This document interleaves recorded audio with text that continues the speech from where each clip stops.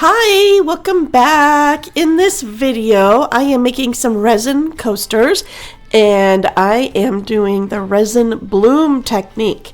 And I have created several of these. This is probably my 10th, 11th version of these. I finally got comfortable to where I can share it with you because this is an advanced technique. Even though the steps are simple, resin is finicky and resin is resin. It does what it wants. So I already mixed my resin. I am using Let's Resin tabletop resin. I will put the link in the description box below. And I mixed 4 ounces. I put 1 ounce aside in a cup. That is going to be for my white, my bloom white.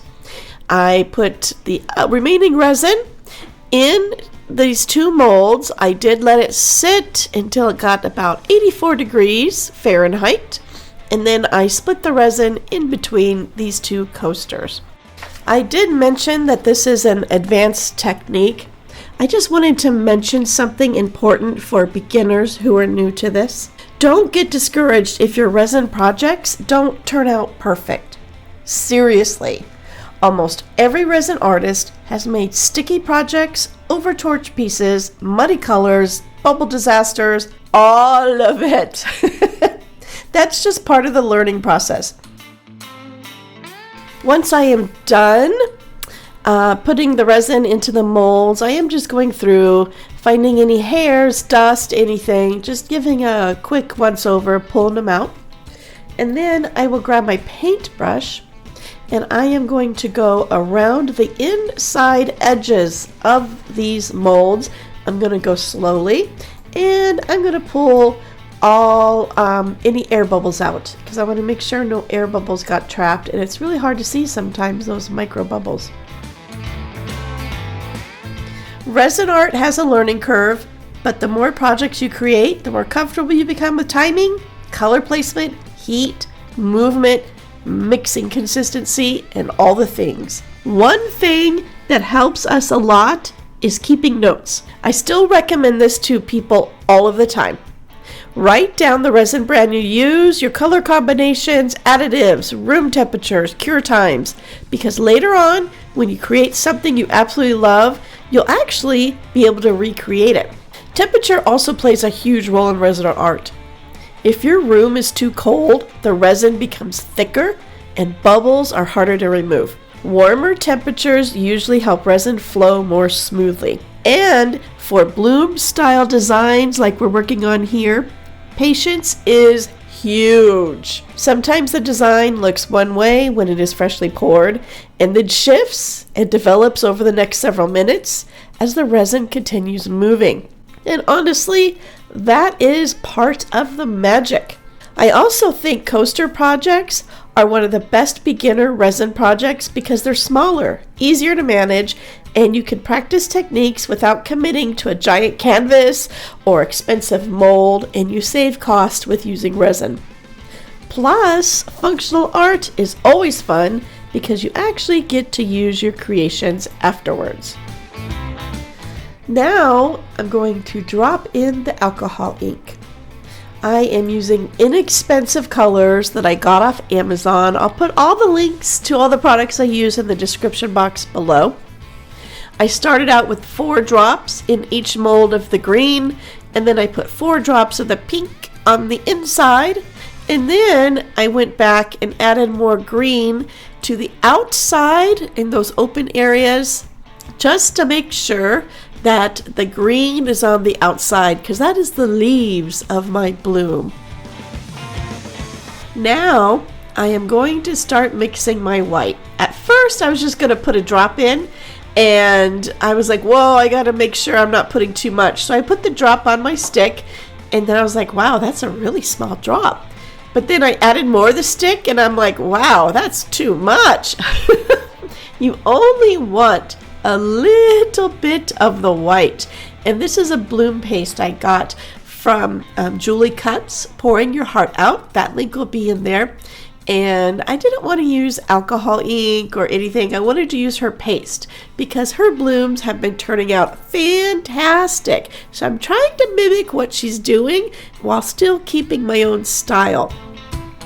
Now I am mixing here. I'm trying to mix it all in as best as I can, trying to get the paste off my stick. And when it's combined, you make sure it's well combined. When it's combined, it is going to look a semi-transparent white. And you can see on this other side, you can see the blue through the stick. And that's exactly what we want.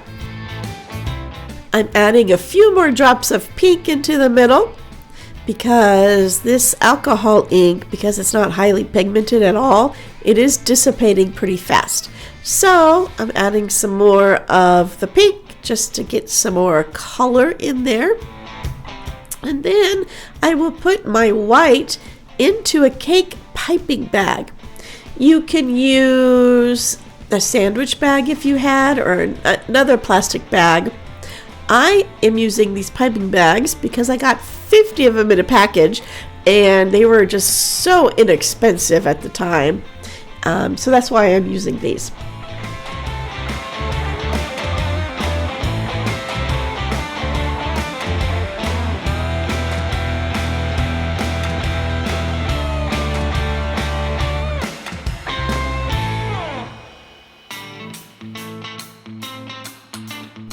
And once I get it into the bag, it's sitting in a cup. I'll pull the bag out of the cup.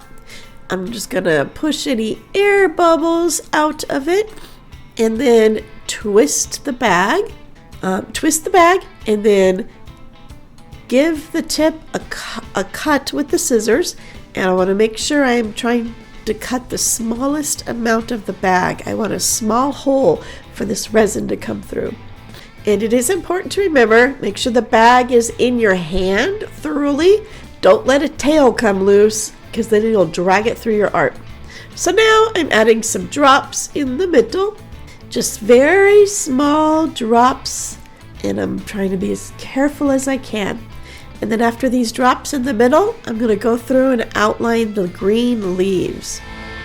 While I'm working on this part, I wanted to take a minute to talk a little bit about resin safety, because this is one of the most important things for beginners to learn before working with resin. Even though resin art is really fun and relaxing, resin itself is still a chemical product. You always want to make sure you're working safely and protecting yourself while you create. The biggest thing I recommend is good ventilation. I always like to work in a space with airflow, whether it's an open window or a fan or an air purifier nearby. Some artists even work in garages and covered outdoor spaces, depending on the weather. I also recommend wearing gloves anytime you're handling uncured resin. Resin can be really sticky and messy, and beyond that, repeated skin contact over time can cause irritation or sensitivity for some people. Gloves make cleanup easier too, which is always a bonus. Another important thing is measuring carefully. Most resin brands require an exact ratio, and if your measurements are off, your resin may stay sticky or soft after curing. So I always recommend taking your time during mixing instead of rushing it through. And speaking of mixing, one mistake I see beginners make all the time is whipping the resin too aggressively. That used to be me. If you stir too fast, you introduce a ton of bubbles into the resin. Slow and steady mixing usually gives you a much cleaner result. For projects like these resin blooms, I also recommend having all of your colors ready before you start pouring. Resin has a working time, and once it starts to thicken, it becomes harder to create soft details and movement. Now that I got the white laid down, I'm going to take the end of a paintbrush and I'm just going to soften the little blobs at the end of the white where I dropped and then pulled it. I just want to see if I can just balance out a couple of these and just smooth out the surfaces before the resin starts doing its thing.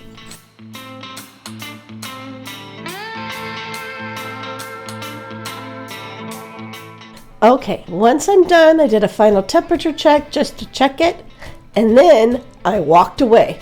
I just Didn't want to watch the rest. I'm done. Don't want to fidget with it. I let it cure 24 hours. So when I came back the next day, these things cured beautifully. Look at those alcohol ink colors. They shrunk. They combined with the white. And the center looks like little explosions in the center. Oh, I loved it. I did not put a black back on these because these are just a test with this resin and the inks and the process. In the future, I will be putting solid color backs on these, and that's super easy. Just keep them in the mold and put like black pigment powder in a resin and let it sit another 24 hours. But I am absolutely stunned with how these turned out. They are beautiful, dimensional, and I am super excited to do the next one. Let me know in the comment box below if you've created resin blooms and how it went. Thank you so much for creating with me. I will see you in the next video. Bye!